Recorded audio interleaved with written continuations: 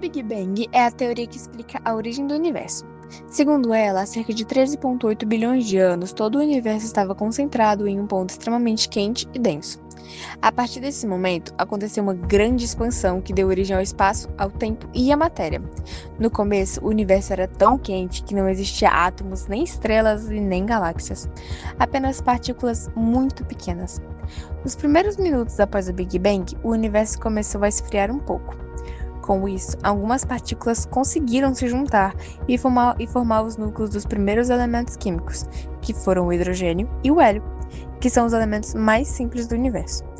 Nesse momento, porém, ainda não existiam átomos completos, porque a temperatura ainda era muito elevada e os elétrons não conseguiam ficar presos aos núcleos. Depois de muito tempo, cerca de 380 mil anos depois, o universo esfriou o suficiente para que os elétrons conseguissem se juntar aos núcleos. Assim, surgiram os primeiros átomos completos do hidrogênio e do hélio. Esse foi um passo muito importante, porque a luz conseguiu se espalhar pelo universo pela primeira vez. Com o passar de milhões de anos, esses gases começaram a se juntar por causa da gravidade, formando as primeiras estrelas e galáxias. Dentro das estrelas, ocorreram as reações que criaram elementos mais pesados, como carbono e oxigênio.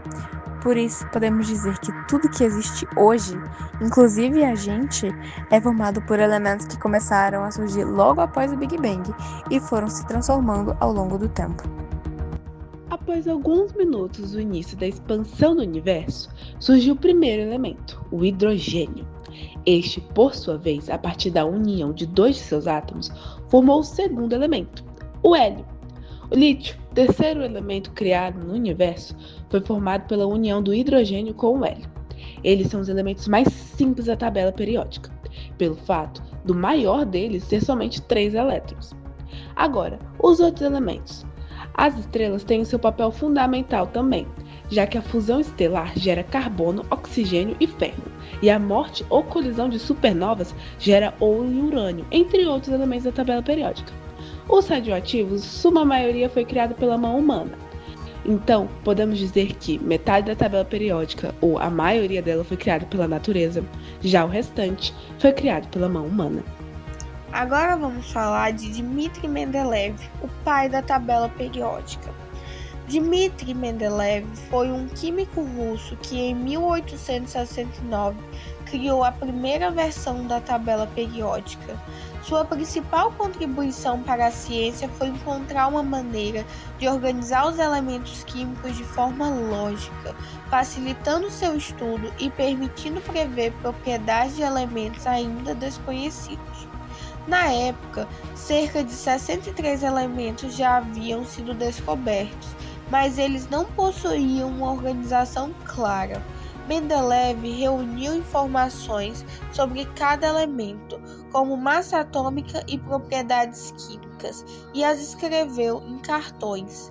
Em seguida, passou a compará-los e reorganizá-los de várias vezes, até perceber que algumas propriedades se repetiam em intervalos regulares.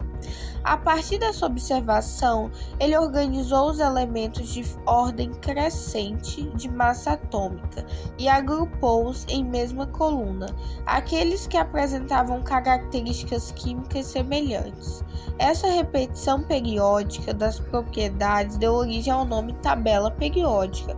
Uma das partes mais importantes do seu trabalho foi Mendeleev deixar espaços vazios, onde acreditava existir elementos ainda não descobertos.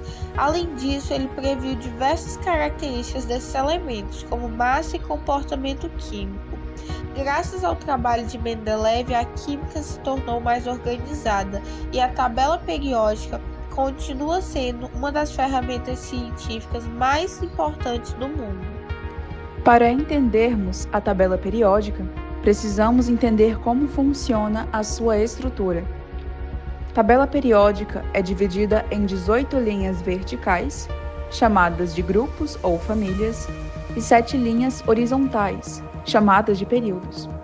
Os elementos que estão na mesma coluna possuem propriedades químicas muito parecidas, porque têm o mesmo número de elétrons na sua camada mais externa.